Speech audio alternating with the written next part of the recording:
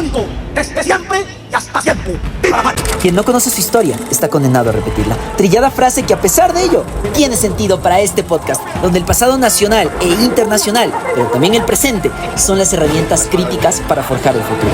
No estar de acuerdo está permitido y llegar a consensos es el objetivo. Los derrotados son los que dejan de luchar, y dejar de luchar es dejar de soñar. Con un punto de partida, el disenso. Hola compis, yo soy un Pablo Centralino, Pablo Alexander Rodríguez, y el día de hoy estamos en un episodio más, y ahora igualmente especial, de El Disenso, no solo presidencial, sino vicepresidencial en estas elecciones del Ecuador, elecciones generales que se vienen y sobre todo esta segunda vuelta, donde estarán enfrentadas dos fuerzas políticas, donde se definirá el destino de la patria. Y el día de hoy tengo el honor de presentarles al doctor Andrés Arauz, economista y candidato a la vicepresidencia de la República del Ecuador por la lista 5 Revolución Ciudadana. Qué gusto, Andrés, tenerte acá, Pablo? Nuevamente. Gustazo, chévere. Segunda vez que nos encontramos, pero ahora como candidato, así que hoy estamos mucho más duros. Y también el día de hoy estamos como siempre en nuestra casa, Django Cervecería, que está localizada en la Reina Victoria y La Pinta, acá en Quito. Y justo ya viene Martín, muchísimas gracias Martín, con unas buenas cervezas de Django. Gracias. Buenísimo, mil gracias. Recuerden que ellos abren todos los días, bueno, de martes a jueves, de 4:30 de la tarde a 11:30 de la noche y con horario extendido viernes y sábado hasta las 12 de la noche. Así que bueno, qué gusto tenerte acá, Andrés, nuevamente. Así que vamos con la misma temática porque habrá gente que lo ve esto por primera vez. Así que vamos con ese ping-pong, ¿te acuerdas? Vamos a un ping-pong para que la gente conozca un poco de ti básicamente y también un poquito de cositas más rebuscadas pueden ser. Nombre completo. Andrés David Arauz Galarza. Edad. 38 que no juega. Profesión. Yo soy economista. ¿Cuántas provincias tiene el Ecuador, Andrés? 24. Ya, pues. estaba fácil. Yo pensé Una que se iba a serie. caer. No, pues ¿qué pasa? Es que recién vi, no me acuerdo de quién, de un candidato asambleísta que se había jalado en esa. ¿Y cuántos cantones? ¿Cuántos dijo? 221 cantones. Ah, ya, maravilla. Esa le iba a preguntar, pero dije, empecemos suave, empecemos suave. Define en una palabra cómo fue estudiar economía en Michigan. Fue... Una palabra. Una palabra, a ver. Yo diría que fue riguroso. Riguroso. Sí, ¿Sabes? porque yo estudié economía y matemática a la vez. Y claro, la parte económica para mí fue más sencilla, la parte matemática era más exigente, ¿no? El programa de matemáticas en la Universidad de Michigan está, o en su momento estuvo entre las 5 mejores del mundo. Entonces sí era durísimo estudiar matemáticas. Sigue estando, súper. Sí. Recién estaba revisando con los top de universidades, porque también hay un interés de tal vez estudiar afuera, masterado o eso, Sí. y estaba viendo, y claro, Michigan está ahí punteando también en salud pública, que es Sí, una de las ramas sí, que me interesa. también. Buena universidad. Canción que no te puedes sacar de la cabeza. Latinoamérica. Latinoamérica, Ya, cállate. además últimamente ando bien enganchado con la cuestión de la patria grande, entonces está bien. Inspirado. ¿Y cuál va a ser el primer acto como vicepresidente? Bueno, el primer acto como vicepresidente es apoyar a la presidenta, ¿no? A Luisa González, asumir esa delegación para poder tener con las funciones completas. Creo que lo que más queremos hacer de una es la UAFE, la Unidad de Análisis Financiero y Económico, que es la que analiza todas las cifras de la economía, las bases de datos del SRI, de la aduana, de los bancos, de las transacciones internacionales, porque está full la evasión, hay un problema de narcolavado también, y es la misma institución que nos va a permitir evaluar a los funcionarios públicos sospechosos de corrupción, Claro. de haber sido también extorsionados o amenazados por las bandas criminales. Esa institución es clave. ¿Y qué es lo que van a hacer con concreto? Perdón que ya me estoy adelantando a las propuestas de campaña, pero Sí. ¿qué van a hacer en concreto con eso? Porque era el puesto que antes estaba Diana Salazar antes de ser fiscal general del Estado. Exactamente, mira, ella estaba en la fiscalía, Lenín Moreno le llevó a la UAFE, luego de la UAFE pasó otra vez a la fiscalía, quedó una persona de carrera ahí, y en el gobierno de Lazo, la persona de carrera, justo un día antes que salga el escándalo del Gran Padrino, reemplazó a esa persona de carrera y puso a una persona de la Fundación Ecuador Libre, No diga. a una persona de su extrema confianza para cubrirle todos los delitos. Entonces para nosotros esa institución es clave y vamos a develar muchísimos secretos que se han venido guardando en la época de Lazo. Vale, ahora regresemos ya a la segunda parte, que es el contexto, para ponernos un poco en onda de cómo están estas elecciones y todo ello. Andrés Arauz vuelve a las papeletas, esta vez como vicepresidente. ¿Nervioso? ¿Cuál es la sensación en general que tienen estas elecciones? No, riquísimo, poder compartir nuevamente con la gente, súper chévere, pero además en esta ocasión sin toda la carga enorme que implica la candidatura presidencial. Entonces es un poquito más relajado y apoyándole y dándole mucho soporte a Luisa, una querida amiga y compañera. Claro, ya como vicepresidente ya no eres al que le están cayendo todos los días, ¿no? Pero de vez en cuando también te caen, ya vamos a conversar de eso. Sí me caen, pero te digo, la experiencia, claro, o sea, de estar apoyando a una mujer, a una compañera muy querida, es realmente valioso, ¿no? Sí me ha gustado estar en este rol también. Y bueno, aportando también lo que se pueda a la patria. Que de ganar sería la primera presidenta del Ecuador electa en las urnas, ¿no? Así sería. Buenísimo. ¿Cuál ha sido la diferencia de la anterior campaña para presidente y esta de vicepresidente, digamos, en las cosas de las que se habla en las campañas? O sea, porque era justo lo que estábamos conversando otras cámaras, ¿no? Sí. Que en solo 2 años ha cambiado completamente la orientación de cuáles eran las propuestas o lo que uno buscaba cuando votaba por presidente en 2021 y en el 2023 son completamente diferentes. Ahí es la parte triste, ¿no? Porque lo que tenemos es la destrucción de la patria en 2 años. Le advertimos al país hace 2 años que Lazo iba a destruir al Ecuador y mira que tristemente se cumplió.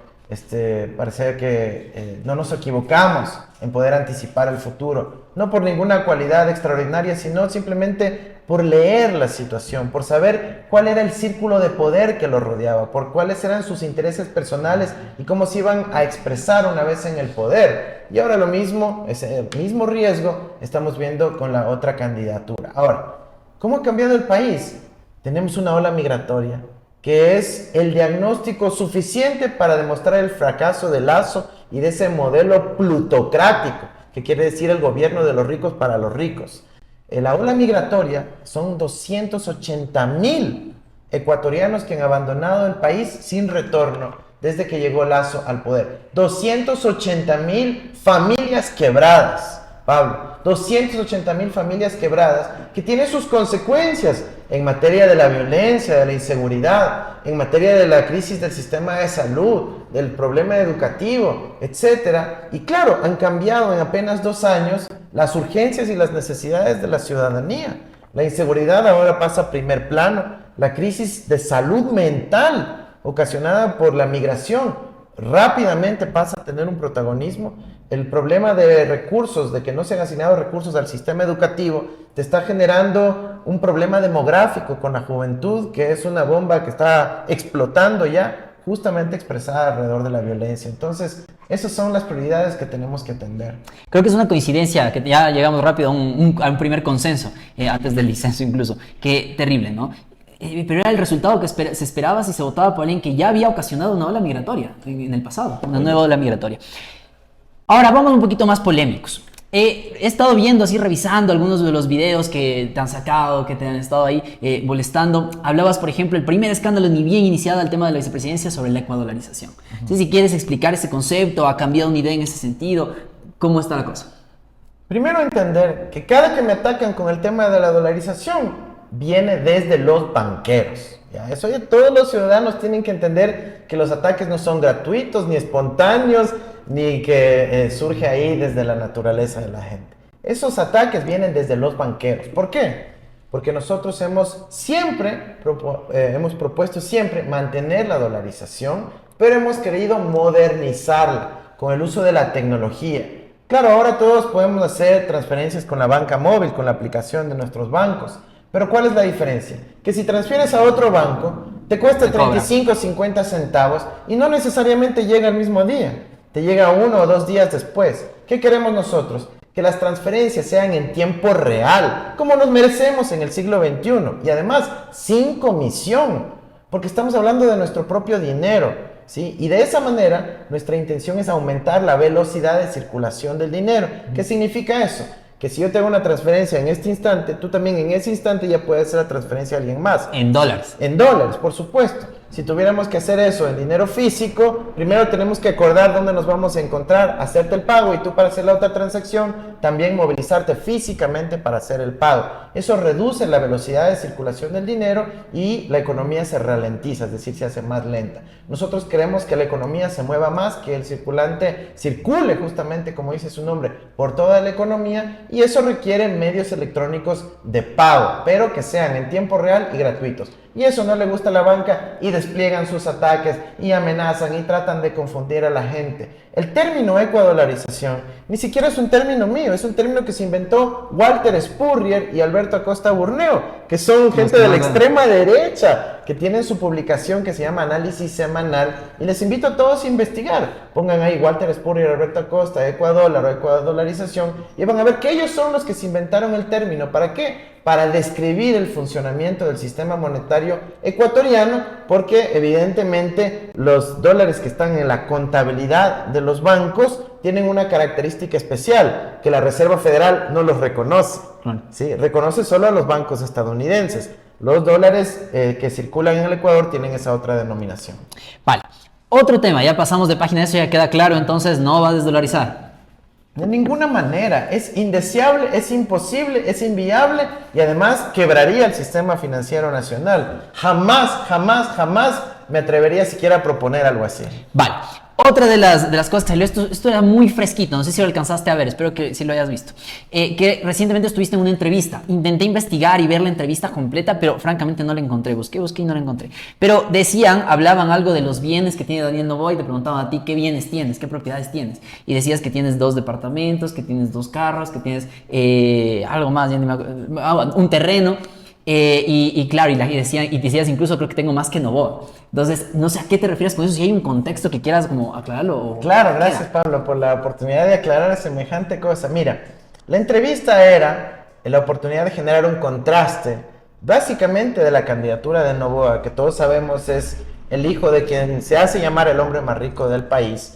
Pero si tú analizas la declaración juramentada de bienes de Daniel Noboa, que está disponible públicamente porque es un documento público, invito a la ciudadanía, métanse a la página web Radiografía Política Daniel Noboa, declaración juramentada, y le sale los bienes que él tiene. Y ahí está la sorpresa, solo tiene una casa y una cuenta con $4,000. Sin embargo, se manda semejante campaña repartiendo a Venda Quaker por todo el país.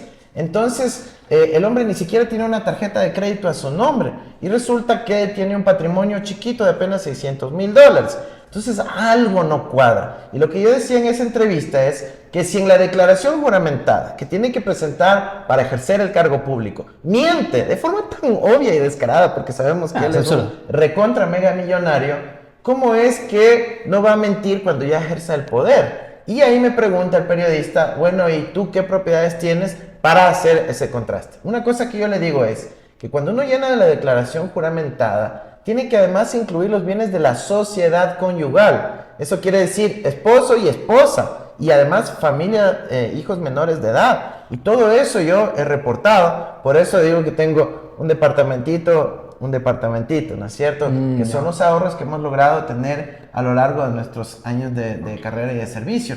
Pero, como siempre, sacan de contexto a generar una burla cuando es un tema muy serio, que la otra candidatura no ha revelado la realidad de su situación patrimonial, y eso es un problema muy grave para el país, porque así como Lazo también escondió sus bienes en el exterior, en paraísos fiscales y demás, lo mismo ocurre con Daniel Noboa. Ecuatorianos, aprendamos a investigar, a buscar en las offshore, a buscar en las páginas web y a encontrar que la candidatura de Noboa está mintiendo. Qué bacán que haya podido aclarar eso, porque claro, le cortan solo, soy hasta más rico que Noboa y nombra todo eso y la gente dice, pero sí, ¿cómo ha llegado a tener tanta plata y todo? Y claro, ¿no? Entonces, digamos, ¿cómo quedaría en síntesis eso? Es que frente a lo declarado por Noboa, es tan pobre que hasta Andrés Arauz, que tiene así todo más, es más rico que él, ¿no? Aparentemente, según lo que él declara, ¿no? Entonces, y seguramente le haremos la pregunta si es que acepta la entrevista, que seguimos insistiendo. Pero además otra cuestión, y es que yo no tengo ningún problema en revelar todo mi patrimonio, que no es mucho, pero hay que poner lo que dice la ley. Es una declaración juramentada. Estás jurando decir la verdad y toda la verdad. Y por eso yo pongo ahí las cuentas, inclusive, que sería difícil, digamos, de verificar. Incluso pongo mis números de cuenta, de cuenta bancaria en México, donde yo recibía mi beca. Porque hay que poner todo. No solo lo que es conveniente, no solo lo que quiere esconder, etc. No, hay que poner todo en el documento porque es una declaración jurada y eso es lo que uno quiere aportar al país, transparencia y verdad. Y eso es más grave porque incluso podría estar cayendo en un delito, ¿no? Perjurio. Por supuesto, es un delito de perjurio cuando no se dice la verdad en una declaración jurada. como el caso de otro candidato presidencial, Javier Hervas, o como el caso del propio Guillermo Lasso. Cuando Lasso estaba de candidato, yo le presenté una impugnación diciendo, no está diciendo toda la verdad, aquí falta el Banco de Panamá, aquí faltan los activos de la Florida, aquí falta la cuenta en Caimán, y él dijo, no, no es mentira, dijo, yo tengo la declaración jurada, el CNE le creyó, el TCE también, y luego Pandora Papers, y se revela toda esa realidad. Ya tuvimos razón una vez, yo mismo fui el encargado de revelar esa estructura offshore, yo mismo fui amenazado por Lasso cuando se reveló los Pandora Papers, y ahora le digo lo mismo al pueblo ecuatoriano. Daniel Noboa miente, él tiene cuentas en el exterior, tiene cuentas offshore, tiene empresas en el exterior que no está revelando, y es una mentira al pueblo ecuatoriano. Que aparte es ilegal ser candidato para un cargo de elección popular teniendo cuentas en paraísos fiscales, ¿no? Así es, según ilegal. lo aprobado por consulta popular. En Bueno, febrero del 2017. vamos cambiando de temita rapidito y el último del contexto, y con eso nos vamos de lleno hacia las propuestas para el Ecuador. Y es, justo ahorita está sonando el tema de Leónidas Issa, de la CONAIE, ese, digamos, llamamiento que él hizo y dijo, ok, vamos a ver, ¿no? Cuáles son las propuestas que tiene ambas binomios, ¿no? Para ver cuáles están más de acuerdo a la línea de trabajo que ha venido sosteniendo la CONAIE. En ese sentido ha salido Daniel Noboa y ha dicho, básicamente, puede decir lo que quieran, ahí están mis planes de trabajo, verá si le gusta o no. ¿Cuál es la posición, en cambio, de acá, del binomio de la Revolución Ciudadana? Bueno, Luisa y yo lo hemos dicho, que hay coincidencia casi total en los puntos que ha planteado la CONAIE, que son 19, y nuestro plan de gobierno, que tiene más de 300 lineamientos. Entonces, es fácil, cualquier ciudadano igual lo puede hacer. Se va al CNE, descarga el plan de gobierno, se va a la página web de la CONAIE, descarga la agenda de la CONAIE y hace la comparación, y va a ver que los puntos que plantea la CONAIE ya estaban en nuestro plan de gobierno. No es que ahora nosotros decidimos responder a eso, ya se incluían ahí porque nosotros tenemos una vocación y una orientación de carácter progresista, de garantizar los derechos humanos de la población, de garantizar condiciones de dignidad, y en los puntos que son un poquito sensibles, como el tema del extractivismo, que ha sido una diferencia histórica entre procesos, incluso ahí tenemos coincidencia, porque decimos hay que auditar, hay que hacer una auditoría de las concesiones Justo mineras. tengo esto aquí anotado. Sí, una auditoría de las concesiones mineras, como hicimos en su momento una auditoría de la deuda externa, una auditoría de los TBIs. Hay que auditar a las concesiones mineras en conjunto, sociedad civil, academia, gobierno, ciudadanos, para encontrar si incumplieron o no los planes de gestión ambiental, las licencias ambientales, entre otras cosas. Buenísimo. Con eso pasamos ya al tema de las propuestas para el Ecuador. Sí, me encantaría preguntarte toditas, de todas las ramas, pero para eso voy a hacer una pregunta que lo hizo RR-08. Me deja porque puse un manguito para que dejen sus preguntas para ti. Y esa pregunta era, ¿cuáles van a ser las cosas en las que se va a encargar la vicepresidencia de la República con Andrés Arauz? María te responde de dos maneras eso. La primera, lo que a mí me encantaría encargarme, que es la ciencia, la tecnología, la educación superior, la educación y el desarrollo infantil, la primera infancia.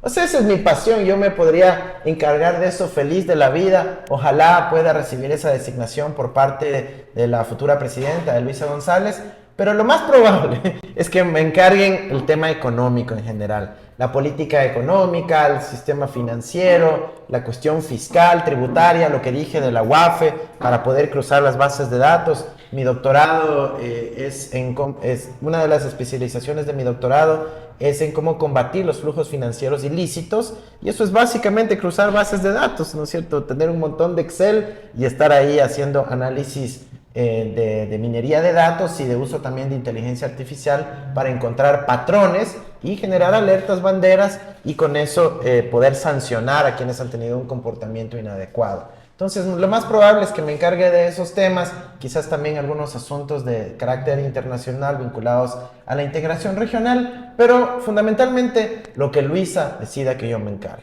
Eso es lo que yo haré. Ok, y no tiene una postura ya clara desde el momento en que se le va a encargar, sino... No, sí, la aproximación inicial es efectivamente en los temas económicos. Okay. Algunas cositas hemos hablado también de ciencia y tecnología, pero el mandato más claro es en el ámbito económico. Que es una de las principales cosas que hay que hacerse cargo, porque al final son las que desembocan en la inseguridad que estamos viviendo. Algo antes de irme a eso, voy a adelantarle, porque justo el último tema que hablamos fue Leónidas Issa, los planteamientos, y usted ya dijo, Tú.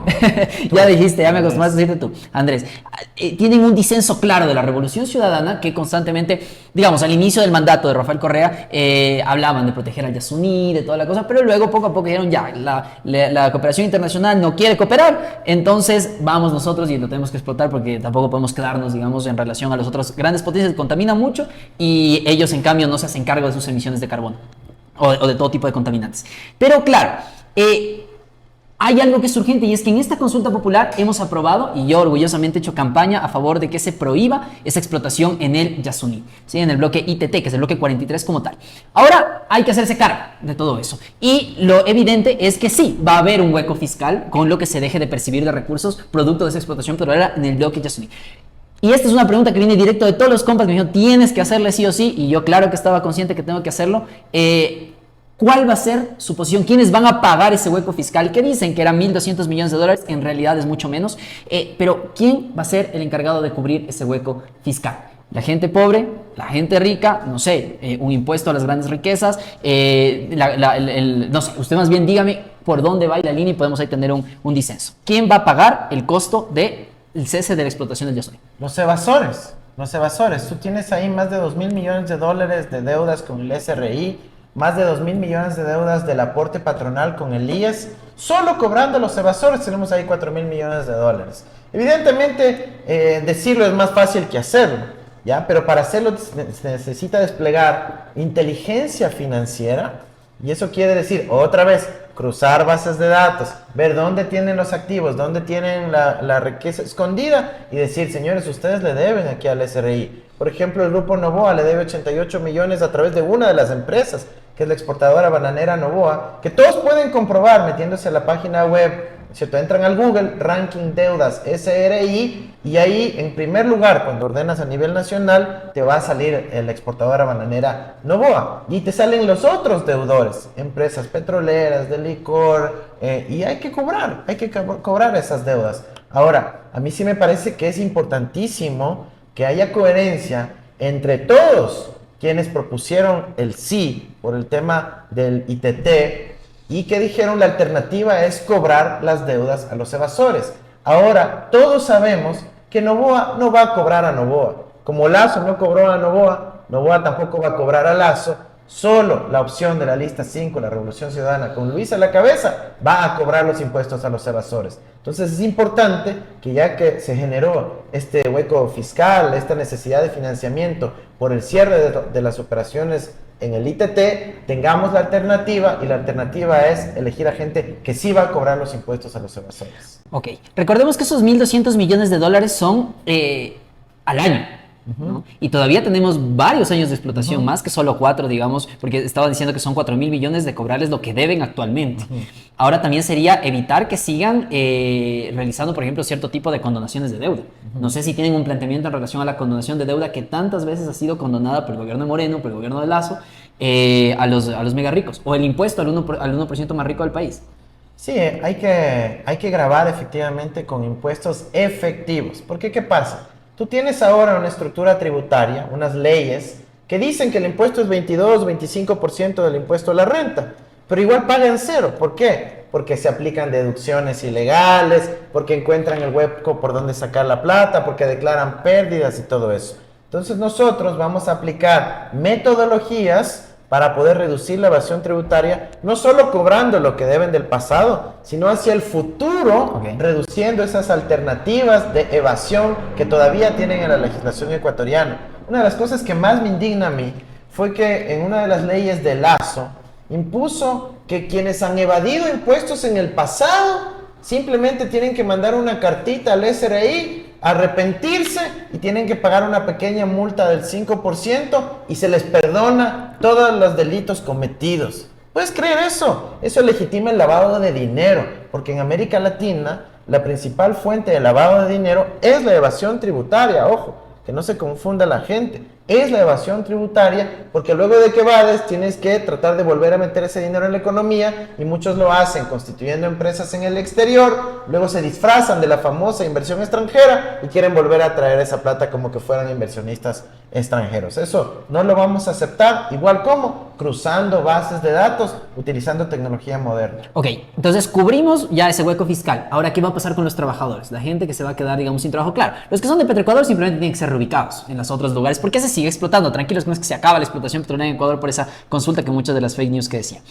¿Qué hacemos con los trabajadores que, digamos, por trabajo indirecto quedarán sin esos ingresos? Sí, esa es una preocupación grave porque tú ves que en las provincias de Sucumbíos y Orellana, donde hay actividad petrolera, mucha gente que trabaja y depende de esa actividad también se opuso a la decisión de la consulta popular, y tenemos que encontrar alternativas. Una de las formas que hemos visto es de una reconversión paulatina hacia una economía basada más en el turismo, pero sobre todo en la explotación de la biodiversidad. ¿Qué quiere decir eso? Ahora tenemos la decisión del 20 de agosto, que no solo fue una decisión sobre el ITT, seamos claros, este fue un mandato del pueblo ecuatoriano para transitar hacia un modelo post-extractivista, ¿ya? Es una decisión fuerte, fuerte. A nivel mundial. ¿Y ahora qué pasa? Que tenemos que darle contenido a esa decisión. No puede ser simplemente, como dice Novoa, pues entonces ahora más minería y más bananos. No, pues tiene que ser una solución de avanzada para el siglo XXI, en donde ahora tengamos más bien una sociedad del conocimiento y la innovación, en donde la biodiversidad sea fuente de riqueza. Por eso creamos, y esto lo planteé incluso hace 2 años con el protocolo de Nagoya, De acuerdo. ¿no es cierto? Planteamos la Universidad Regional Amazónica Iquiam, que tiene a su cargo 90,000 hectáreas de la Reserva Biológica Colonso Chalupas, que tiene 8 pisos ecológicos desde el Cotopaxi, desde el páramo de Cotopaxi hasta la Amazonía ecuatoriana. ¿Y qué tienes ahí? Una biodiversidad inmensa a cargo de la universidad. ¿Para qué? Para que puedan tomar cada planta medicinal, cada insecto, cada ranita que puedan encontrar, le saquen una muestra del péptido, en el caso de las ranas, y puedan determinar, esta tiene propiedades preventivas, curativas, medicinales, etcétera, y de ahí podamos nosotros ya no solo exportar más bananos y más minerales, sino poder desarrollar medicamentos biológicos, composiciones farmacoquímicas, etcétera, hechas en el Ecuador, y de esa manera avanzar hacia el siglo XXI. Eso es lo que necesitamos hacer realmente. Ahí le damos contenido a la decisión del 20 de agosto con relación a la consulta popular. ¿Y cómo hacemos eso? Que los ex trabajadores de esa zona se inserten, por ejemplo, en la Universidad Iquiam, aprendan de biología, de química, de física, de matemática, de informática, nos insertemos con empresas extranjeras que desarrollan farmacéuticos y con el protocolo de Nagoya acordar cómo nos vamos a repartir las ganancias. ¿Sí? Sin el protocolo de Nagoya, puede venir un científico alemán de la empresa BioNTech, de una de las ciudades alemanas, encuentra una planta medicinal, se la lleva. La piratería se lleva biológica. el conocimiento, exactamente, la biopiratería o una nueva forma de extractivismo del conocimiento. Nosotros tenemos una ventaja enorme si trabajamos en conjunto con los pueblos y nacionalidades. Y es que los chamanes, los líderes de las comunidades, ya tienen ese conocimiento sobre las plantas medicinales que son de decenas de miles de años, y le ahorra todo ese proceso científico de prueba y error, pero nosotros tenemos que asegurar que haya una remuneración, billete, de la venta de esos farmacéuticos que venderán las empresas alemanas, suizas, francesas, estadounidenses o canadienses o de donde sea, pero tienen que remunerar por cada pastilla que venden a las comunidades, a la universidad y al Estado ecuatoriano. Así encontramos una alternativa post-extractivista, pero hay que meter harto dinero en ciencia y tecnología para poder tener esa solución para el país. Chévere. No quisiera quedarme tanto en esto, pero sí, tengo que contar que en su explicación has consolidado muchas de las propuestas que salieron desde quienes estábamos promoviendo pues el sí en la consulta popular, y eso es algo que hay que destacar. Y algo que iba a decir es que eso es, digamos, a largo plazo, porque para probar un medicamento en ensayos clínicos y todo se demoran muchísimos años. Pero digamos, para ahora dijiste el ecoturismo que habría que invertirle. O sea, para dar trabajos en este momento. Es algo importante, ¿no? Y ahora también hay que ser realistas en eso. ahorita en estas condiciones, ¿cómo atraes turismo del exterior cuando tienes advertencias de todas las embajadas que dicen no vayan al Ecuador, está muy peligroso? Tenemos 1000 puntos quebrados en las vías ecuatorianas. Para ir a la misma Amazonía, tienes ahí el socavón, en la zona cercana a Baeza, en donde no hay cómo ni transitar. Vean un TikTok que hice sobre eso también.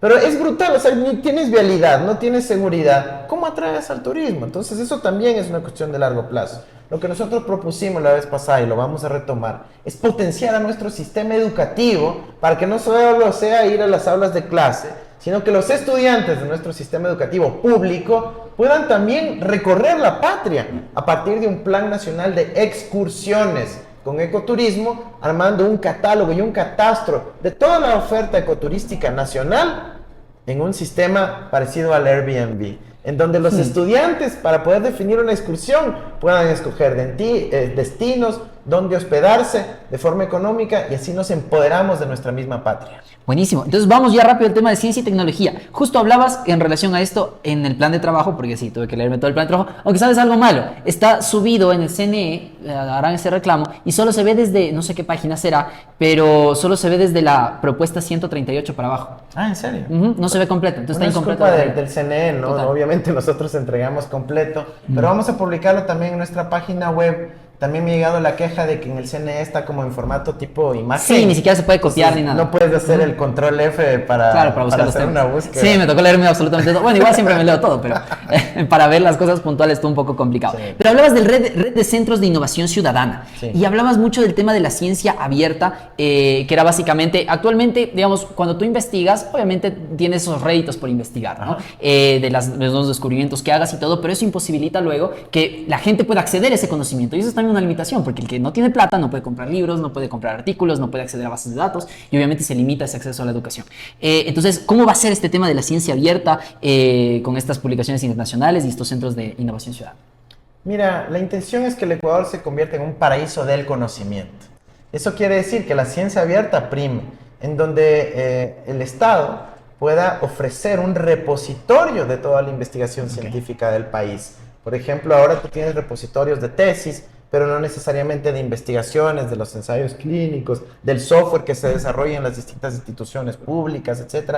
Todo eso tendrá que ir a un gran repositorio en donde todos los ecuatorianos podamos aprovechar el conocimiento colectivo, siguiendo un poco la línea de lo que es el código abierto, el software libre, en donde el conocimiento está disponible ahí para quien quiera que pueda mejorarlo, aprovecharlo, sacarle el jugo y poder generar también innovación. Entonces, desde el gobierno pagarían esas regalías, porque obviamente alguien que quiere investigar también hay gente que vive de esa investigación, ¿no es cierto? Entonces, claro, publican internacionalmente y tienen, digamos, los fondos que le llegan. Entonces, ¿cómo se sostendrían? ¿Habría desde el Estado ese financiamiento? Hay varios modelos, ¿no? En función del tipo de licencia de investigación. En muchos países, cuando la investigación es financiada con recurso público, es obligación de que sea declarado abierto y disponible para todos. Hay casos en donde cuando la investigación es financiada con recursos privados, se puede declarar la licencia obligatoria para que pueda ser democratizada, y eso implica una compensación por parte del Estado, y en algunos casos no. Efectivamente, no se aplica la licencia obligatoria y se queda como conocimiento privativo de quien lo desarrolló. Ahora, en nuestra legislación, incluso para recibir este derecho monopólico, en caso de obras literarias, por ejemplo, tienes que primero registrarla. Si no la registras en el que antes se llamaba el IEP y ahora el SENADI, el Servicio de Derechos Intelectuales, simplemente queda descubierta. Entonces, ese es el mecanismo que se utiliza, que lo permite la legislación internacional y la legislación ecuatoriana. Ok, entonces va a haber un financiamiento directo del Estado. Y me imagino que esto es directo a lo que ustedes también dicen en su plan de trabajo, que es vincular obviamente la investigación con los problemas de la vida social. Es decir, las cosas que resuelvan los problemas que tienen los ecuatorianos hoy.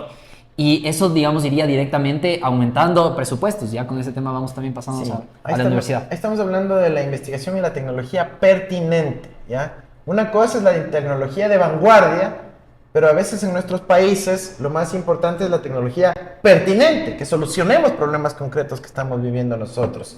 Entonces ahí nosotros vamos a cambiar el método de acreditación de las universidades, en donde la vinculación con la problemática real de la ciudadanía solo vale 5%, Pablo, ¿sí?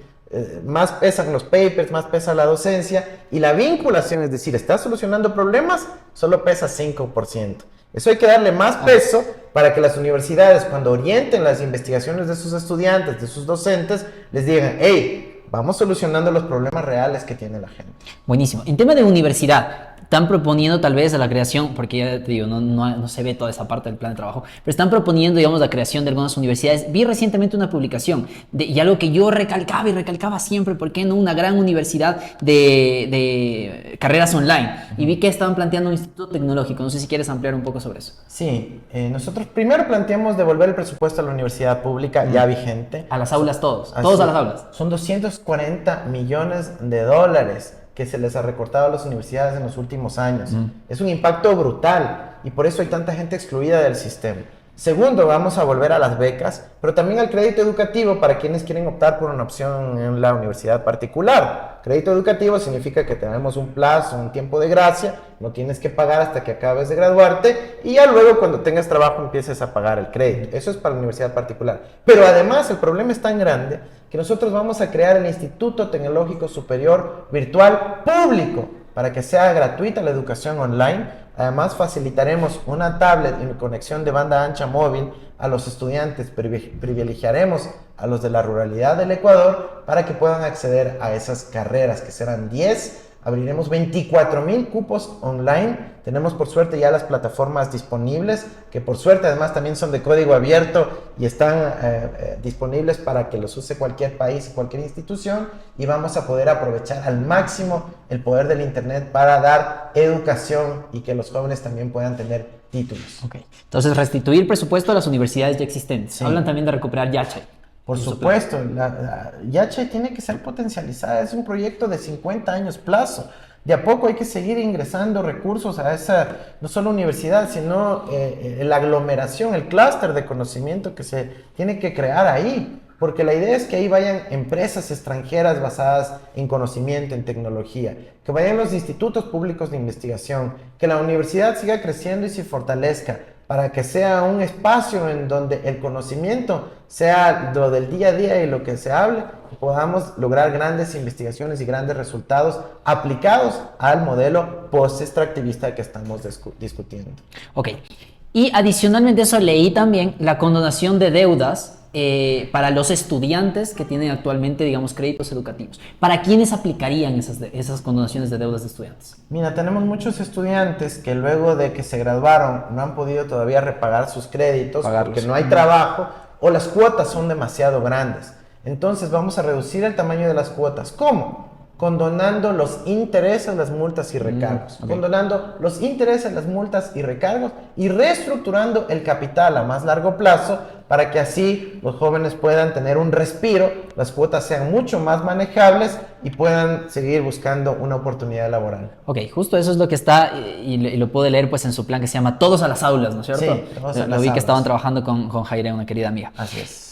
Dentro de ello también, claro, cuando uno le invierte al tema de educación, dijiste, por ejemplo, que 24,000 estudiantes se incorporarían a esta universidad, este instituto tecnológico online, ¿no? Sí. Entonces serían 24,000 personas que, de caso de obviamente concretarse eso, no estarían, digamos, les llamaban en España, creo que les llamaban los ninis, que ni estudian ni trabajan, y que obviamente también son presas mucho más fáciles de lo que es la inseguridad, de lo que son las bandas delictivas y esa cooptación que realizan. Y con eso, ¿por qué hago esa conexión? Porque quiero pasarme al tema de seguridad. Yo sé que, digamos, no es de lo que se va a encargar Andrés Arauz, pero de ley la gente dice, oye, pero me estás hablando aquí de que de Yachay y todas las cosas, pero la gente ahorita se está muriendo en este momento en las calles. Entonces, yo seguramente voy a interceder contigo para que le insistas a Luisa para que me dé una fecha. Yo estoy insistiendo a todo el mundo, a Daniel Novoa, Verónica Abada, a todos ellos, para que me den una fecha. Insístele tú también, porfa, ya a Luisa. Pero para que no se quede ahí al aire. 3 políticas, si quieres, o algo concreto para aliviar la seguridad hoy, a corto plazo. Mira, a corto plazo, inversión social. Inversión social que nos ayuda a básicamente erradicar el problema de la delincuencia común. Eso quiere decir inversión en educación, inversión en salud, disputar el espacio público de la delincuencia con actividades extracurriculares, música, arte, cultura, deporte, etc. Eso va a ser inmediato. ¿Por qué? Porque vamos a generar un boom de actividades para la juventud y con eso vamos a disputarle la calle a la delincuencia común.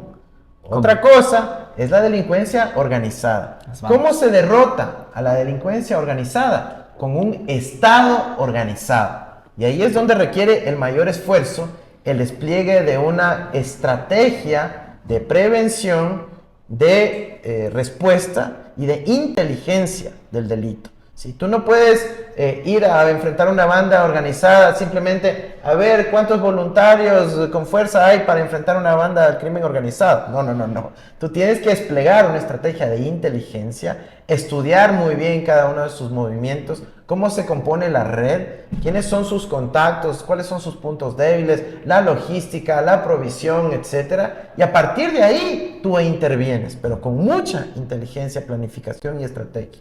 ¿Cómo haces eso? Con una institucionalidad fuerte, como dije, con un Estado organizado. ¿Y qué estamos enfrentando ahora? Un Estado tomado por las propias bandas del crimen organizado. ¿Sí? Por primera vez en el Ecuador, con el gobierno de Lasso, se permitió que el crimen organizado se tome el poder político, se tome la fuerza pública. Buena parte de la policía, tristemente, está o chantajeada o corrompida por el crimen organizado. Entonces hay que depurar la fuerza pública, hay que retomar el control de las cárceles y hay que actuar sabiamente con un timing preciso para evitar que si tú tomas una acción, no haya luego una reacción en contra de la ciudadanía. O esté cubierta la reacción. Tú tienes que actuar cuando sabes que vas a ganar, no cuando tomas una decisión y a la semana siguiente retrocedes, como está ocurriendo con el gobierno de Lasso. Justo, confito. Entonces, nosotros vamos a actuar estratégicamente con mucha inteligencia para desmontar el funcionamiento de estas bandas y obviamente lograr pacificar al país. Perfecto. Y algo en relación a eso es que recientemente, bueno, no recientemente, ya hace unos 2-3 semanas, el candidato Jan Topic, ex candidato, había extendido, digamos, su propuesta de plan de seguridad y dentro de ello también él hablaba pues de la inteligencia artificial y todos esos códigos y todo que decía que los da y pues al final dijo que les iba a extender a ustedes. No sé si ya les ha llegado o algo de parte, no sé si están dispuestos a trabajar igual con las propuestas de Jan. Jan Topic publicó sus propuestas, incluyendo el famoso código abierto de las redes neuronales. Yo me di el tiempo de entrar a su publicación y ver el documento y no hay código abierto de redes neuronales de inteligencia artificial ahí. Son, digamos, 3-4 paginitas. Tú sabes que un código de un software requiere miles y millones de líneas de código y ahí, digamos, estaba demasiado general el tema de la propuesta. Y sinceramente creo que no era tan sólida como se proyectaba ser, ¿no?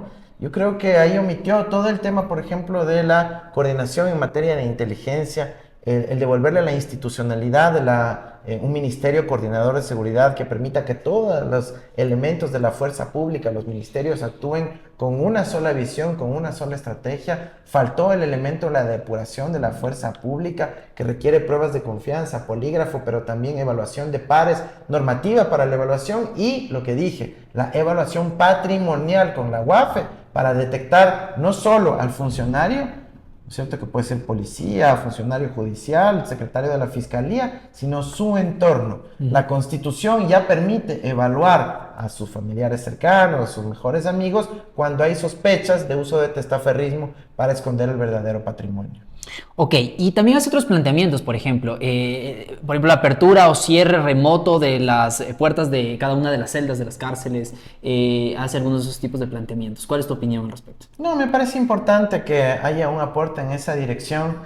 La realidad es que eso trata de desmaterializar la vida real de un centro de privación de libertad, un centro de rehabilitación social, cuando tú igual tienes que meter comida, pues. Igual tienes que llevar comida al sistema del centro de rehabilitación social y sabemos que por ahí hay una gran vulnerabilidad. O sabemos que incluso si es que tú tienes guardias o los guías penitenciarios o el perímetro está cuidado por elementos de la fuerza pública, son fácilmente corrompibles. Porque, ojo, hay mucha gente que entra de forma honesta y después ya estando ahí les dicen, oye, ¿te portas bien? Te damos una plata. Te portas mal, asesinamos a tu familia. Entonces, es un sistema mucho más complejo de diseño de ingeniería social, no solo tecnológica, para disminuir la criminalidad y retomar verdaderamente el control de las cárceles. Ok, ya que hablabas igual de la primera infancia, pasamos de coles a nabos en el tema del sistema de salud. El sistema de salud está completamente destruido. Te hablo desde un estudiante de salud, sabes, ya desde la última vez que nos vimos, creo que estaba en octavo, noveno, décimo, no recuerdo, y ahora estoy ya en el internado rotativo, ya en mayo ya sería médico de la patria, y pues ahí vemos cómo está destruido, ¿no? O sea, la dotación de los insumos médicos, la dotación de los medicamentos, que es terrible, ¿verdad? Qué dolor, que a mí me da vergüenza. Yo sé que yo no es mi responsabilidad, pero te juro que me da vergüenza cuando tengo que hacer una receta, ¿no es cierto? Y hago, quiero hacerle, por ejemplo, literal, hasta ahora, paracetamol. En mi actual hospital no, pero en otros lugares en los que he estado sí.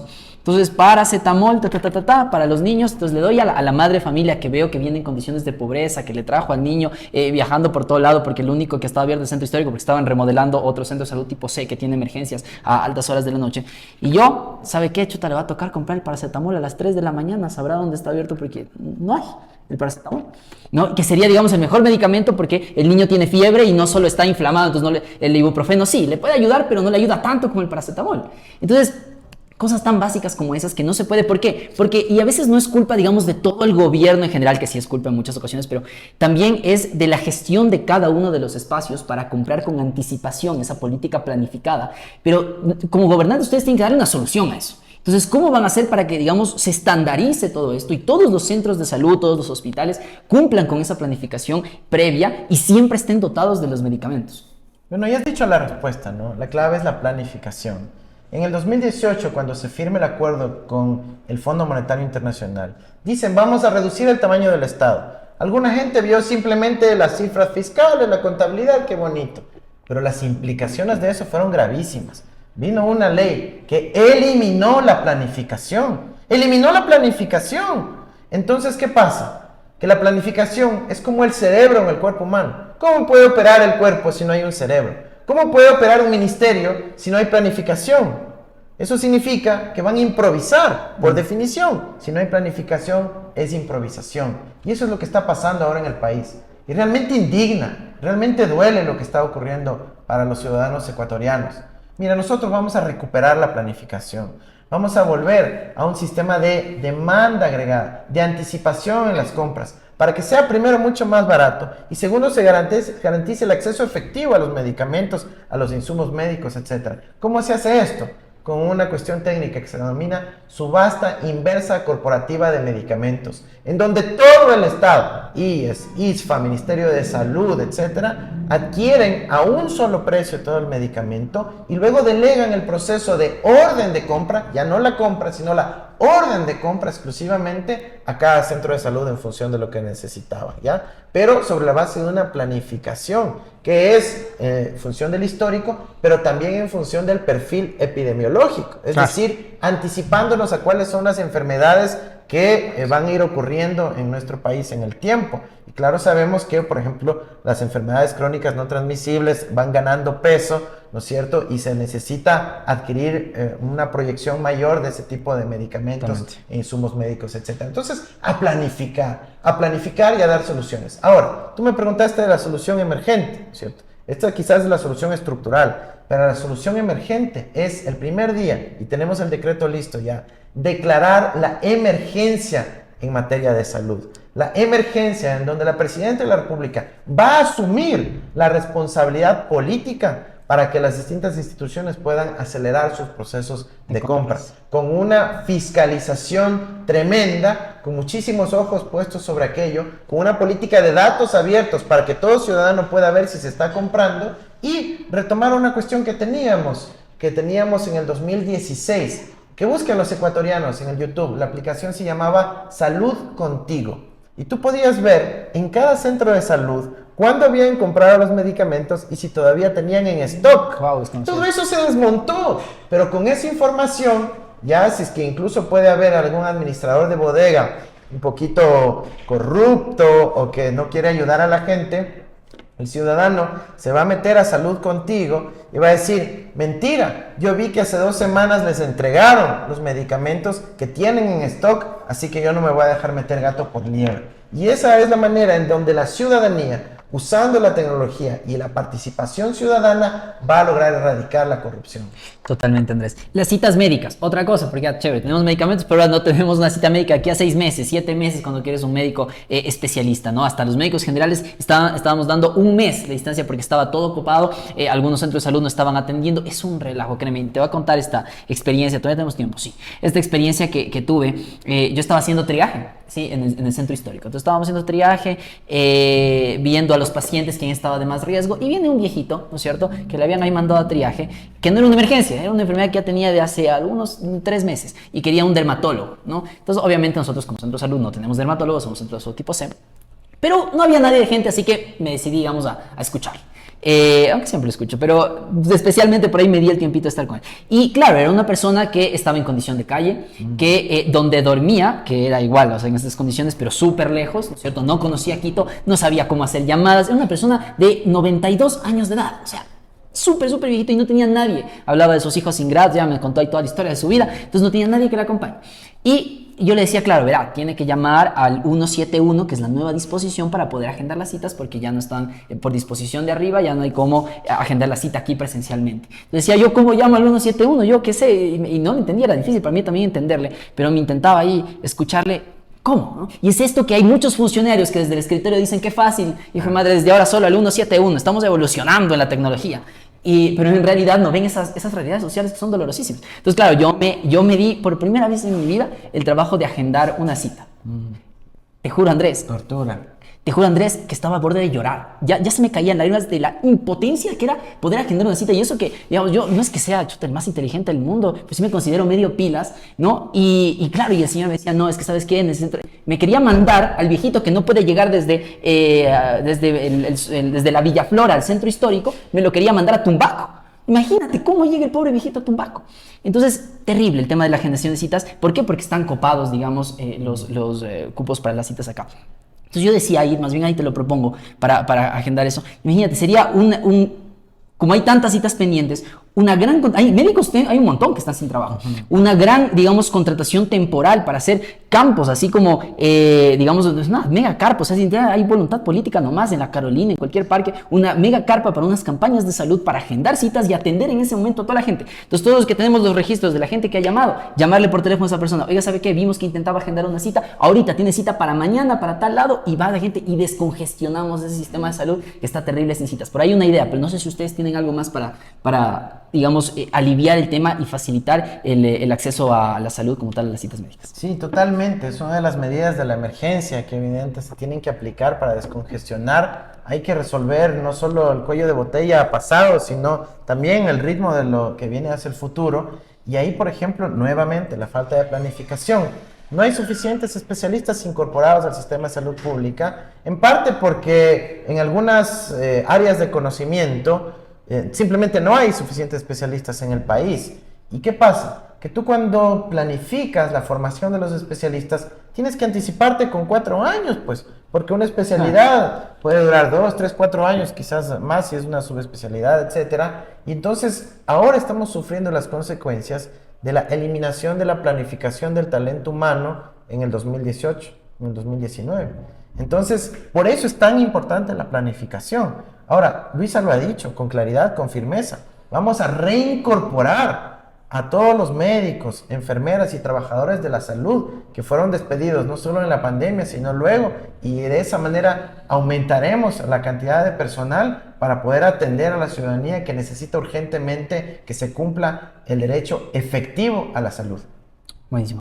Y algo adicional que te iba a plantear, y eso es una falla a la que también lo va a chantar a la Revolución Ciudadana, y es que, y bueno, ahora ojalá lo estén planteando y te lo hago también como un planteamiento, así como lo haré a todos los candidatos, y es que el tema de los posgrados, o sea, chévere, acceder, hacer el talento humano, ofrecer los cupos, pero es carísimo acceder a un posgrado. O sea, yo para nada que pienso entre mis planes, o sea, tal vez veamos cómo está su gobierno, el gobierno de Novoa, del que gane en los próximos años, poder acceder de que mejoren las condiciones acá, pero literalmente es mucho más fácil irme a España, irme a Italia, irme a Australia, irme a cualquier lado, menos Ecuador. porque Ecuador es donde son más caros los posgrados, me cuesta más. Para España me cuesta que la preparación de yo mismo sentarme, estar estudiando para dar las pruebas de acceso a los posgrados, y me cuesta como 20 o 30 dólares de tasa para poder dar el examen, y ahí ellos ¿qué hacen? Que me pagan todo el posgrado, o sea, me pagan porque estoy trabajando como médico residente, estoy atendiendo un montón de pacientes, haciendo guardias de 24 horas, guardias cada 5, un montón, que eso también es una de las cosas que deberían cambiar porque es mucha saturación y no hay para nada calidad de atención,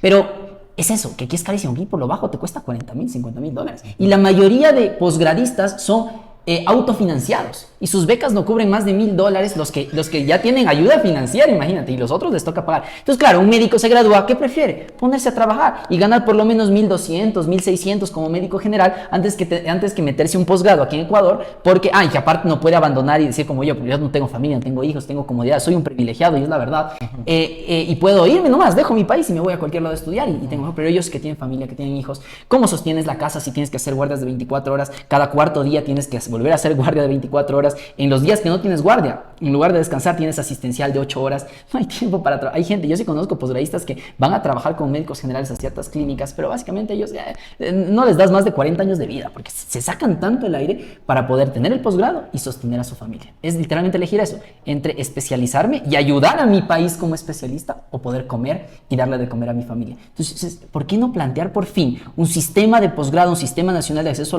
a los posgrados como pasa en España? Al final aumenta la capacidad del Estado de poder atender a la gente con médicos. No son especialistas, pero ya son posgradistas, R1, R2, R3, R4, R5, que están bajo la tutela de un especialista que es el director, que es el profesor de eso, y también ahí también se descongestiona, pero financiado obviamente por el Estado como pasa pues con los pregrados. Sí, evidentemente. Bueno, en el Ecuador la Constitución, la gratuidad llega hasta el nivel de grado. En el posgrado lo que tenemos es la alternativa de becas y de juntar crédito educativo. Yo creo que hay que buscar una combinación en donde efectivamente se pueda dar becas para que puedan acceder a un posgrado dentro del país, pero también afuera del país. Nosotros sí dimos un montón de becas para que puedan acceder a posgrados en el exterior y puedan especializarse en el exterior. Muchos efectivamente ya han vuelto. Y como dices, muchas veces en el exterior es hasta más barato que acá, por una razón sencilla, porque se hace en ciudades con economías de escala, es decir, tú tienes ya grandes hospitales que atienden a muchísima más gente de lo que pudiéramos aspirar a atender en los hospitales ecuatorianos, y la formación para ellos de un especialista termina reduciéndose en costo. Eso es una cosa. Evidentemente hay que ir hacia las becas, el crédito educativo para facilitar el acceso a los posgrados, retomar lo que ya teníamos en términos de ese financiamiento. Pero algo súper importante también, súper importante que logremos que las universidades también abran más cupos para la formación, para lograr la economía de escala. Parte de la razón por la cual es tan caro es porque ofertan poquitos cupos. Entonces muchos se disputan pocos cupos, y en términos de oferta y demanda, hay muchísima demanda de pocos cupos, las universidades tienen esa razón por la cual cobran caro. Entonces necesitamos que las universidades también amplíen sus cupos, y ahí va por el lado del presupuesto a la universidad ecuatoriana. Okay. Yo recuerdo además que en el caso de las universidades ecuatorianas, como te decía, la gratuidad llega solo hasta el nivel de grado, y eso significa que a veces buscan cómo compensar los ingresos que el Estado les recortó, cobrando por las maestrías, por los doctorados, por los posgrados de especialización en áreas médicas, etc. Ahora, Andrés, creo que ahí sí tenemos, digamos, un disenso, porque creo que es una área prioritaria. O sea, porque al final eso te permite atender a la gente, o sea, mantener a la gente viva, que se está muriendo literalmente, que no tiene atención médica. Entonces, como pasa en España, como digo, al final es trabajo, o sea, literalmente se están sacando el aire. Uno piensa, es que están estudiando. No, porque ya son médicos generales, sí, están estudiando, pero estudian haciendo los procedimientos con la persona como tal, pero vigilados obviamente con el especialista. Entonces es trabajo. Por eso yo a lo que quiero llegar es que se pueda incorporar, como pasa en México, como pasa en Argentina, como pasa sobre todo y principalmente este sistema de que pasa en España, que pasa en Italia, que hay un sistema nacional, así como hacían ustedes cuando había la CENESID, que todos tenían que dar la CENESID para el acceso, para graduarse y para el acceso a la universidad. En España también es así, no para graduarse, pero para poder ejercer como médicos o para poder, seguir trabajando como médicos como tal, casi todos tienen que dar el MIR, que se llama el examen de estas médicas de medicina de residencia, ¿no? Y claro, ahí sí ya ellos decidirán si postularán para hacer la especialidad o no, pero se les obliga a todos, y el que acepta un cupo dentro del MIR, y todo el mundo se prepara para el MIR, ya pues se prepara y al final terminará siendo especialista. Trabajará 5 años, obviamente pagado, remunerado por el Estado, porque está trabajando como médico general, pero en un tiempo ya tendrás un especialista. Y permitiste formar especialistas y a todos los médicos al final terminarán siendo especialistas. Digamos, ser médico general solo sería una estación previa antes de ser médico especialista, o por lo menos como una parte inicial en Ecuador, hacer como hace Italia. Italia hace una separación, lo hace para médicos, para todas las especialidades, y aparte tiene un programa especial para médicos familiares. Entonces tú decides, cuando ya te gradúas como médico, decides, ok, quiero dar este examen para médico especialista o para médico general, pero al final te pagan por ese trabajo. Entonces yo sí quisiera que le analicen, que le dejen, por ahí les dejo suelta de hacer ese programa de residencias médicas, porque es una prioridad para la gente. Y si es necesario hacer la constitución, pues ustedes comienzan su plan de trabajo hablando de ese proceso reconstituyente. Con eso quiero pasar a otro tema, para irlo terminando. Solo te respondo rapidito sobre ese tema que planteas. Sí, yo creo que es importante, indudablemente la salud es prioridad, es un derecho constitucional. Ahorita primero tenemos que evitar que hagan aún más recortes a la salud, como plantea Lazo en su decreto ley que acaba de enviar a la Corte Constitucional. Pilas ecuatorianos con este decreto ley que está en la Corte Constitucional, que quiere disminuir el gasto en salud. Entonces hay que estar primero cuidar la base, lo que ya se ha logrado, etcétera. Ahora, también hay que tomar en cuenta que la carrera de medicina es la más demandada a nivel de pregrado, grado, posgrado, etc. Entonces, hay una realidad ahí de oferta y demanda en donde un Estado no solo puede privilegiar un área del conocimiento, sino que tiene que atender a toda la enorme diversidad de distintas carreras, necesidades, formación de becas y demás. Imagínate, si vamos a la economía post-extractiva, tengo que generar también un montón de especialistas en esas áreas, etc. Y hay que tratar de hacer ese balance entre todos. Indudablemente el derecho a la salud y el talento humano dedicado a la salud es prioritario, pero también hay una enorme demanda que en los hechos, como tú dices, a veces la gente termina pagándose ella misma la formación. Vale, y vamos a ese tema que hablábamos de, porque dices, y es la verdad, que en la Constitución te avala la gratuidad hasta el 3er nivel, y tomarás tu cerveza que no te tomas. Sí, chévere. Hablan de un proceso reconstituyente. ¿Cuáles son esas fallas de la Constitución que ustedes mismos crearon y ahora la quieren volver a hacer? No, no es la Constitución la falla. El problema es la aplicación de eso, el trujillato, como está en el documento, en el plan de gobierno. La ley. O sea, tú tuviste una consulta popular que se saltó el dictamen de la Corte Constitucional, se inventaron una cosa que se llama dictamen ficto, para quienes son expertos en derecho, que básicamente quiere decir, es un dictamen que no existe, pero se interpreta como si existiera.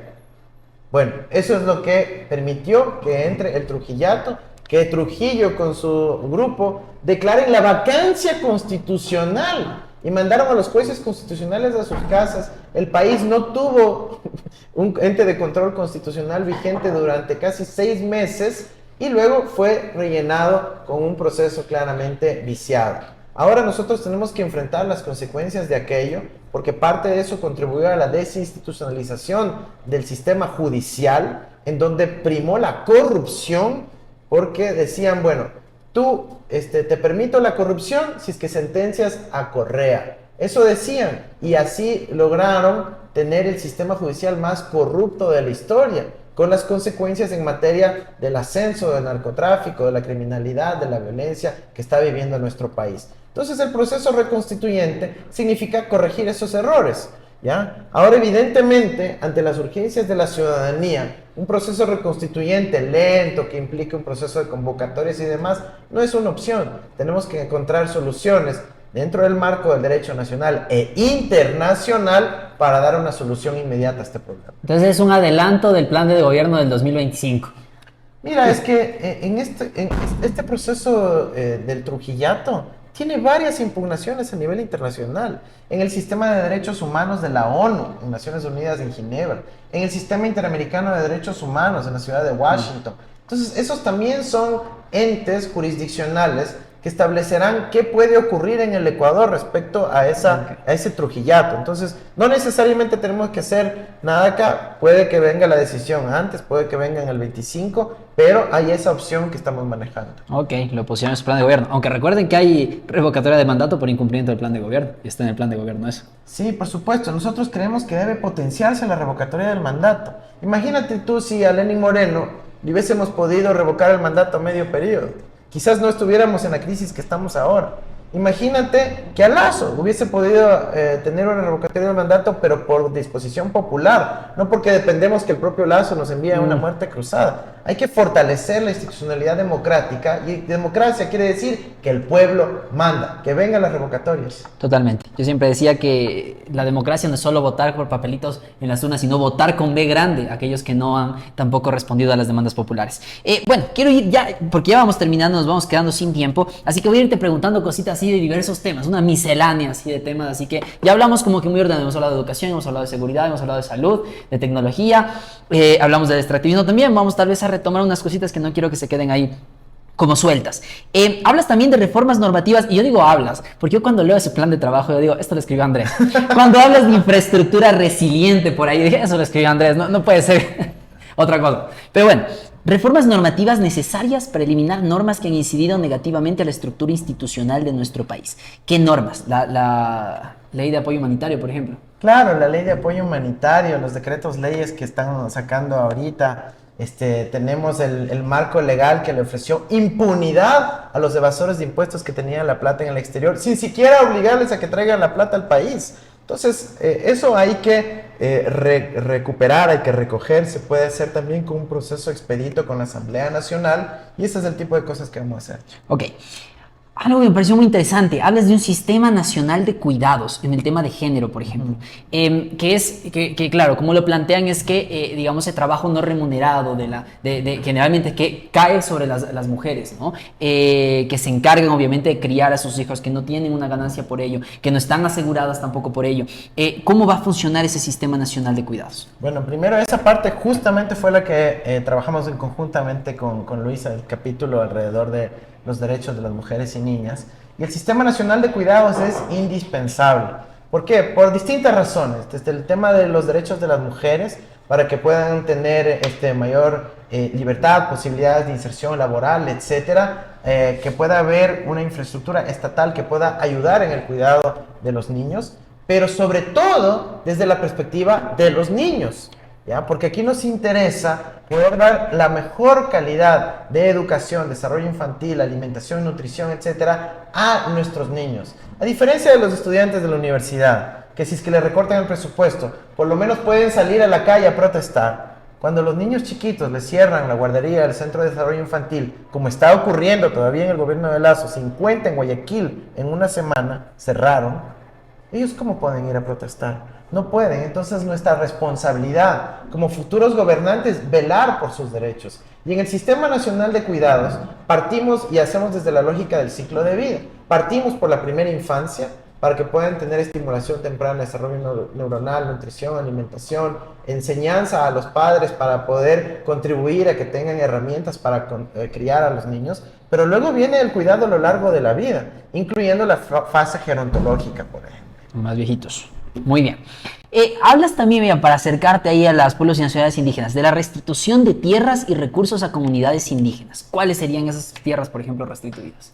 Mira, nosotros planteamos esto en el marco de los planes de vida, ¿ya? Los planes de vida de las circunscripciones territoriales indígenas, en donde son espacios, territorios que han sido históricamente aprovechados por fuerzas de carácter colonial, ¿ya? Pero que históricamente, ancestralmente, pertenecen a los pueblos y nacionalidades indígenas. Entonces, hay ciertos espacios, ciertas circunscripciones en donde hubo influencia colonial y hay que sacar a la predominancia colonial. ¿Cómo? Legalizando la tierra, declarándola como tierra comunitaria, que no pueda simplemente ser un objeto de la lógica del mercado, en donde pueda haber aplicación de la justicia indígena como ordena nuestra Constitución, etcétera, ¿no? Entonces, esto se construye sobre la base de propuestas de los planes de vida que han construido los distintos pueblos y nacionalidades a lo largo de los años y que es momento de que se cumpla, especialmente en la Amazonía. Ok, y conectado a eso, los pueblos y nacionalidades indígenas se han asuntado completamente de la protección de esa Pachamama.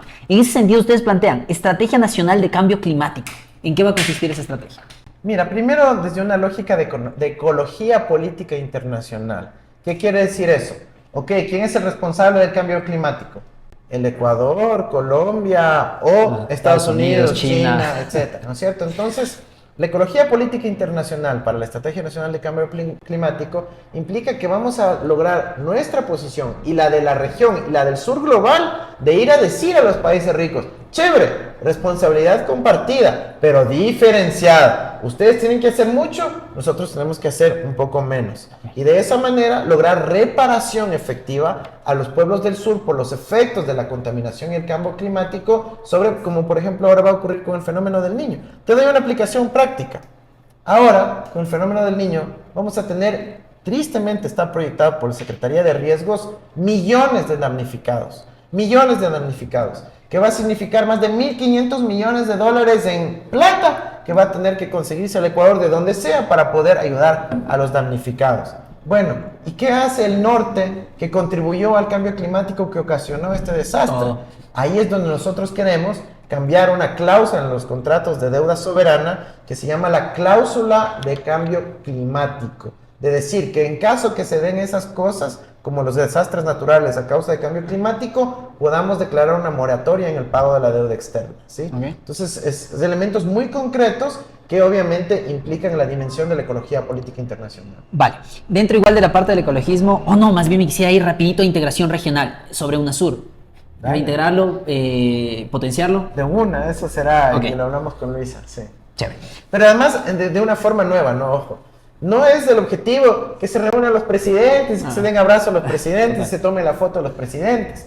Nosotros queremos una integración efectiva, justamente en el ámbito eléctrico y energético para combatir el cambio climático. Queremos una integración en materia comercial y productiva a través de un sistema de comercio electrónico regional, una especie de mercado libre de la UNASUR, para que la pequeña y mediana empresa pueda comerciar entre ellos con un sistema logístico que le dé soporte. Y queremos algo fundamental, el intercambio educativo. Lo hemos hablado también en otra ocasión, Pablo.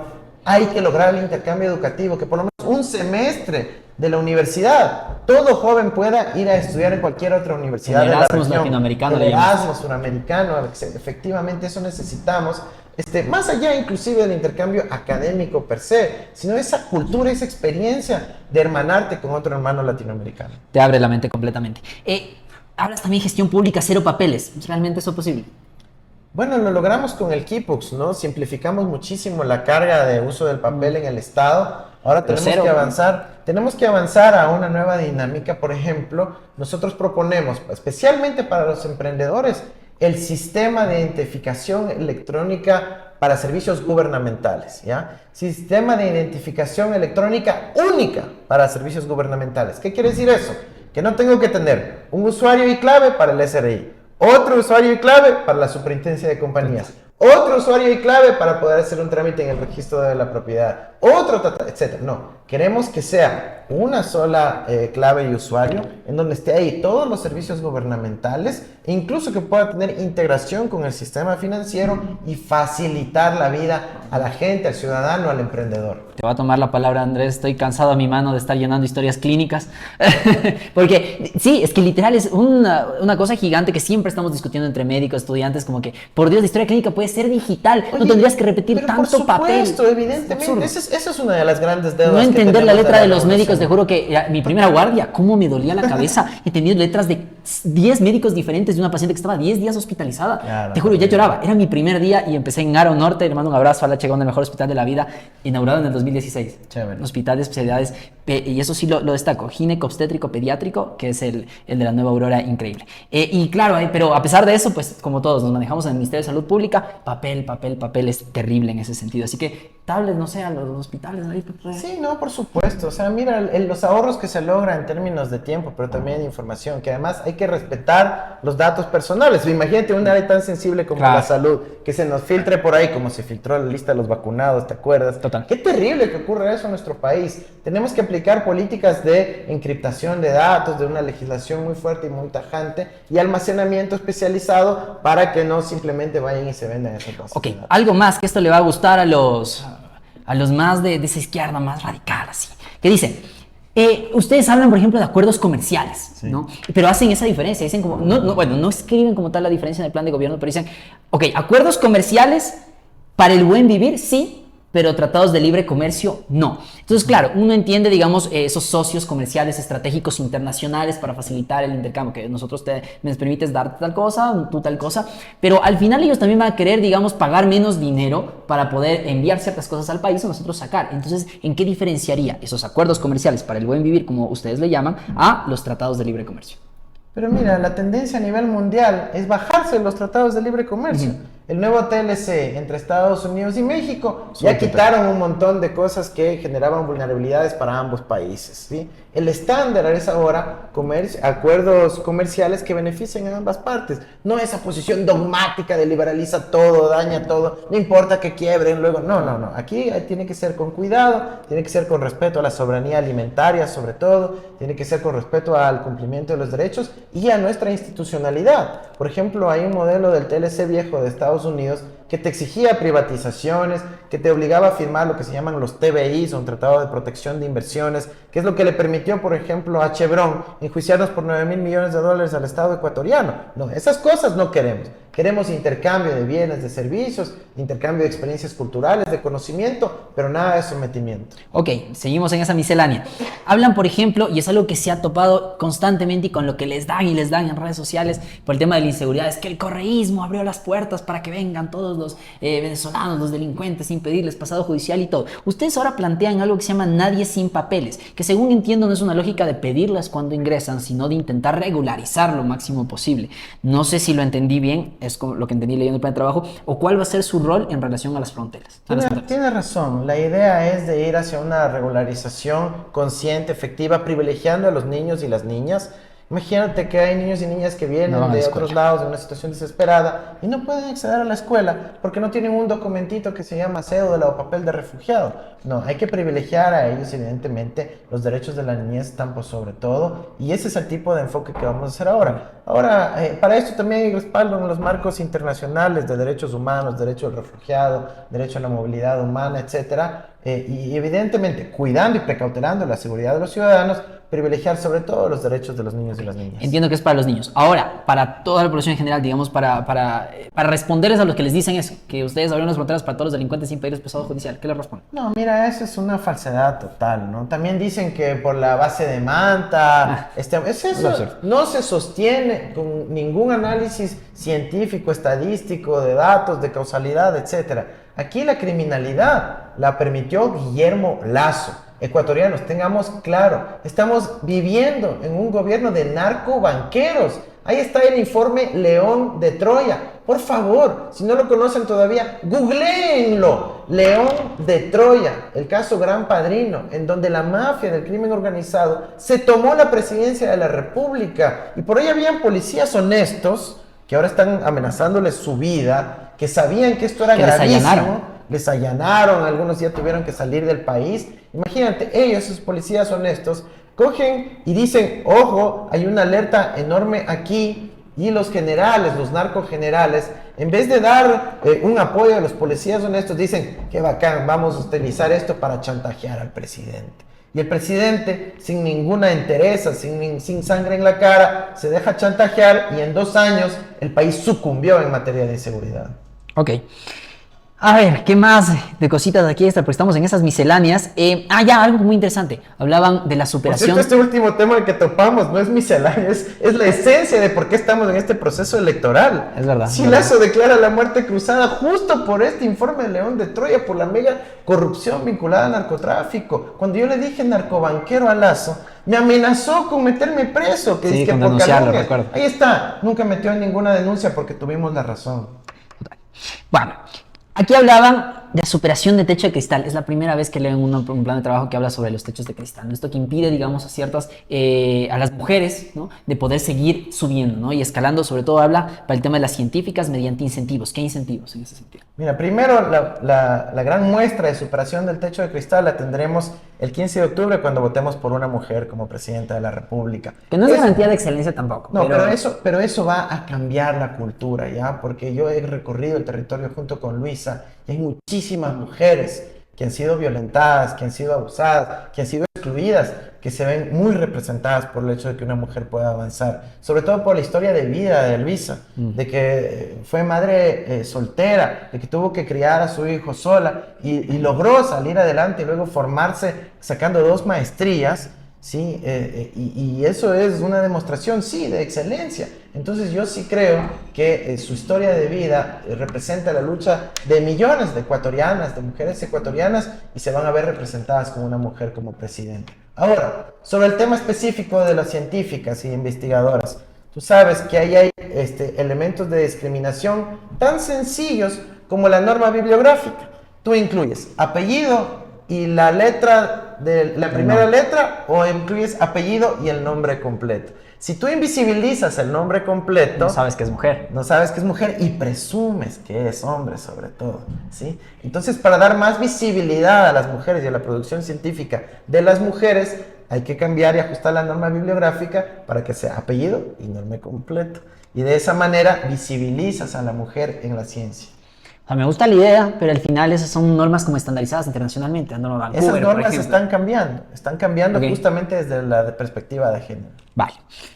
En ese sentido... Y no hay problema en tomar un paso más adelante. No, sí, que el está resto bien, del pero mundo. digamos, para publicar internacionalmente igual necesitas aplicar normas Vancouver. Y si ellos no dan ese primer paso, entonces de nada sirve. Sí, bueno, hay cómo enviar la solicitud. Y no, como te digo, nosotros participamos en la UNESCO, en instancias internacionales Ok, que donde contribuyen a pueden la presionar para estandarización, eso. en donde se puede dar esa visibilidad. Vale.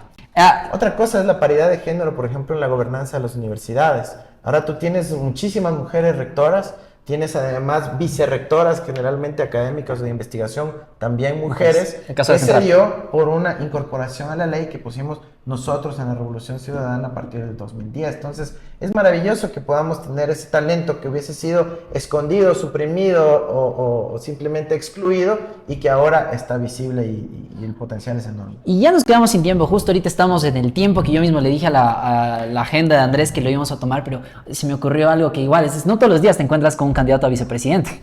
Entonces, por ahí el tema de la LOES, la Ley Orgánica de Educación Superior. Yo critiqué mucho la posición del correísmo cuando decidieron, porque había una propuesta de LOES que vino desde Lazo, sí, lo entiendo.